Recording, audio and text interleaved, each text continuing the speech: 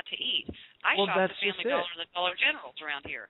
Mm-hmm. When they've got a sale on whatever it is, rice, beans, hamburger helper, gravy, mixes, spices, that's when we load up. Now, John, you're heavy onto the Dollar Tree and the Family Dollar, correct? When you're doing your prep stuff and buying, you're not looking for name brand things when you're doing your prep. Vice what you would say buy for your everyday life right now, right?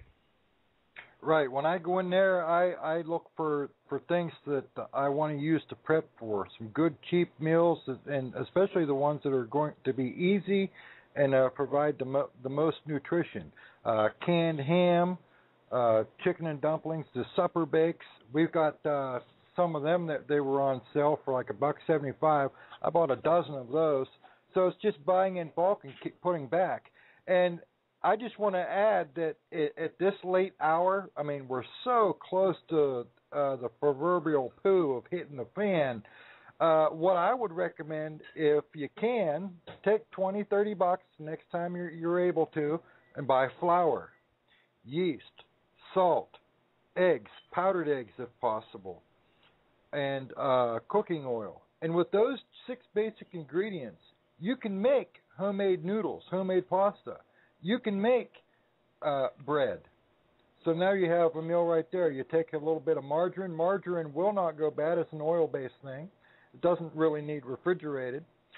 So, you can take a stick of butter and a tub of margarine, put them out in your garage and leave them, and the butter will attract the flies because it's natural, and the margarine will never attract one single fly because it's synthetic. So you take that butter and you take a few spices if you got them, you throw them in the noodles. Now you've got buttered noodles that you can eat with your bread. Excuse me. You want to get something that you can trade with just as well, whether that would be cigarettes, whether it would be maybe a 6-pack of beer, a 5th of whiskey, or a dime bag of marijuana. That's all going to be commodity when the crap hits the fan. A lot of people are going to be looking for some way out, whether it's an escape through watching a movie on your television for a few hours, for maybe a trade up of a few cans of vegetable soup, or whether it's getting drunk underneath the viaduct at 9 o'clock at night. Those are going to be things. those are going to be things that are going to be highly sought after. I mean, just think of it. The economy hits the fan. You have a nation of 9 million alcoholics that are no longer able to get their alcohol. No, it's valuable, John. Anything like that. Here's something, too. Chocolate. The prices on all your hard commodities are going up. So obviously buy your wheat, your sugar, flours, everything but chocolate. Chocolate's going up. I consider that a comfort food. I'm a woman, okay? Mm-hmm. Now, buy the Halloween candy that's on sale right now, if you can still find it. Run it through your food saver. Buy bags of chocolate chips. Run it through your food saver if you have one. If not, put them in some Ziploc baggies and seal them up. Because chocolate, comfort foods, brownie mixes, cake mixes, I tell you what, if you can have a treat once a week and somebody bake a cake, even if there's no icing on it, I'm going to be real happy about that. Yeah, no, I agree. The thing that people need to understand is simply this, if you take a look at your life, the way you're living now, you can look and see what you can cut out, what you can sacrifice. And John and I were talking about this the other day, weren't we, John, about how many people just don't know how to make sacrifices. Isn't that right? Don't eat you're absolutely right. You're absolutely right. Our parents and our grandparents, they made sacrifices.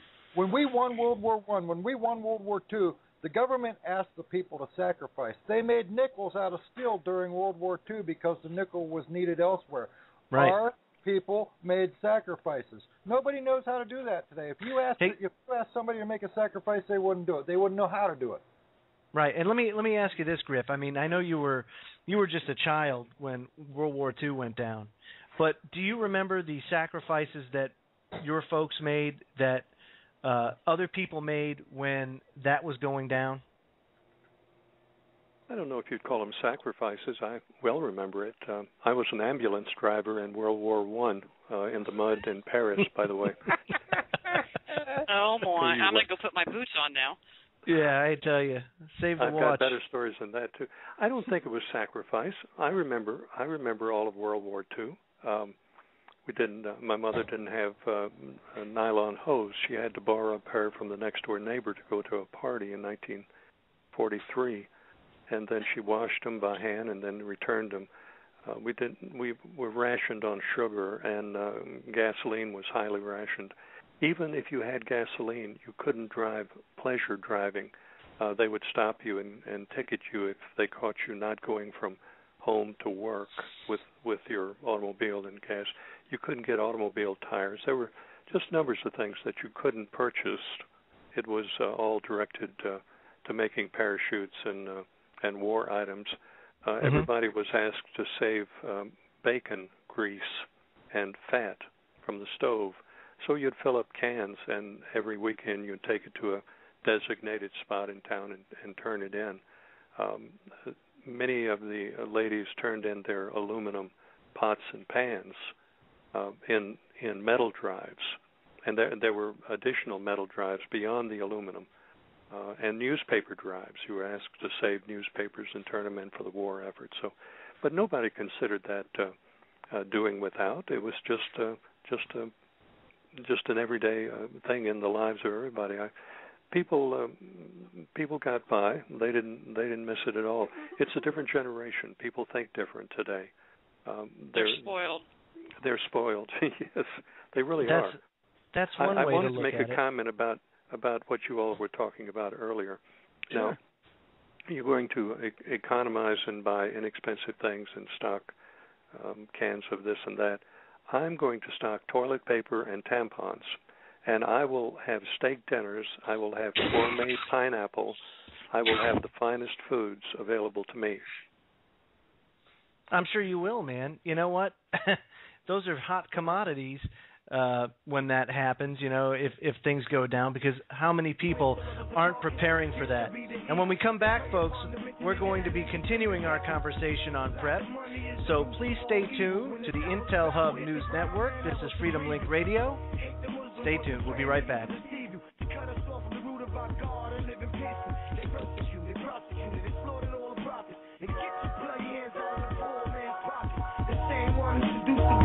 To the fire, the one who orchestrated the betrayal of the Messiah. You kindled your own flames and escaping. Secure your future. Get your non-hybrid seed pack now. With the looming economic crisis, food shortages, and other toxic disasters, now is the time to be ready. Just click on the Heirloom Organics banner at the top of our Blog Talk Radio page today. Secure your future and the future of your family in hard times. Heirloom Organic Seeds.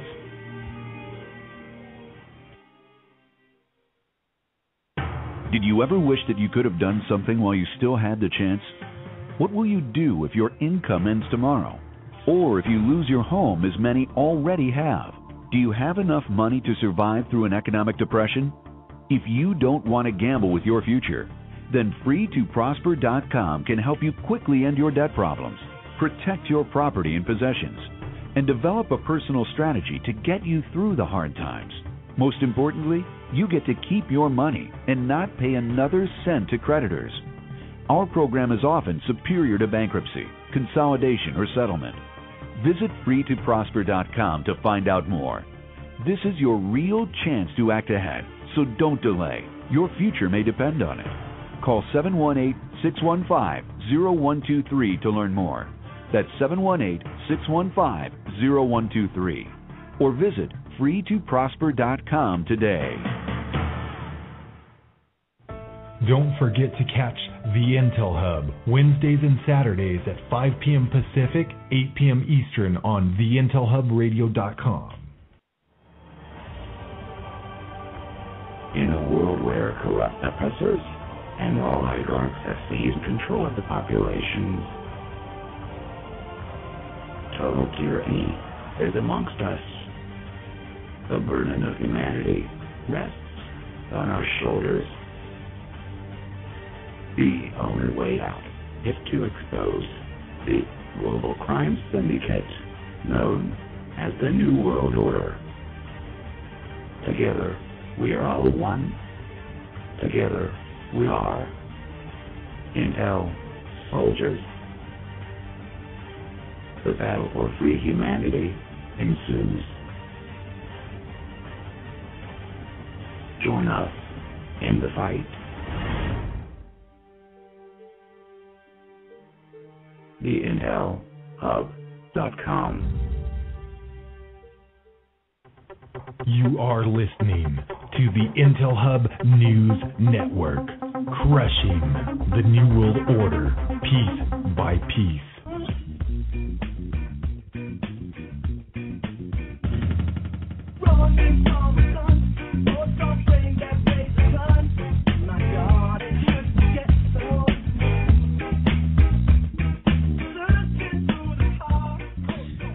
You know, folks, as we talk about sacrifices and things like that,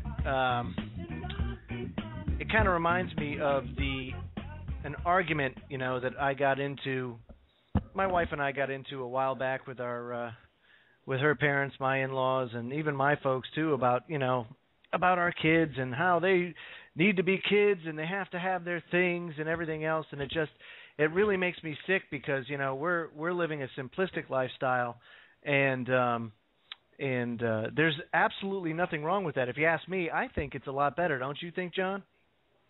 Oh, absolutely. Absolutely. The age of going outside with a few neighbor friends and playing hide and seek and Mother May I and hopscotch and red light, green light, and those things are gone. I mean, my flashlight 15-year-old, tag. Yeah, flashlight tag. Those days are gone. We're the last of that era. You know, today's generation. My son, he's 15. He's 230 pounds. His way of getting out is taking his PSP and going over and playing PSP with the neighbor kid on their front porch. That's his idea of getting out. We used to ride bikes, go for walks, go fishing. My God, get up from sun up and be gone till sunset. Mom would have to beat our rear ends half the time for not coming home. They didn't know where we were. That's right. You know, we'd be kicked out of the house. You can't stay in the house. Why are you coming in? It's a beautiful day. Get outside, you know. And that was the mentality even when I was growing up. But, of course, you know, the mentality now has changed. Hasn't it, Griff? And the whole idea of being able to fend for yourself has taken a big hit. You know, there's that whole idea of self-responsibility is gone, don't you say? Or for the most part it is. Don't you think, Griff? It would seem. You know, if you take a child and teach the child from an infant that red is actually green, red is green, that child will grow up believing that green is really green, and other people will see it as red, but they will be convinced that it's green. That's what's happening in the schools today, and that's what's happening to our country. From the get-go, the young people have been misdirected by liberal teachers and liberal agendas, and we are in the mess that we're in because of that. And on top of that, to make matters worse, we are not allowed to talk about it because we don't want to offend anybody. Offend people, you know. By the way, Joe, that music that you went out on the first break, is that Ebonics? I have no idea. Sure. Where the hell did that come from? That's awful music. Did you select that?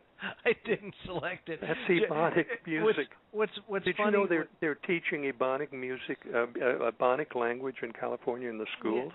Yeah, I know, and you know what? There is a thing called proper English, and I for one, Griff, as I Skyped John. I said, "Ugh, I really hate this music." During the break, because it is not matching what we're talking about. No, it totally. It is part of the problem that brought the country down. Yeah, no, you're absolutely right, I know I will get with Alex on that for sure. And needless to say, I will not be playing that file next time. But you're a big man, Joe. Well, thank you very much. The getting back to our idea of sacrifice, you know, when it comes to preparing on the cheap, you can make small sacrifices that actually go a long way. And the point is, do you spend $40 going out to the restaurant with the family?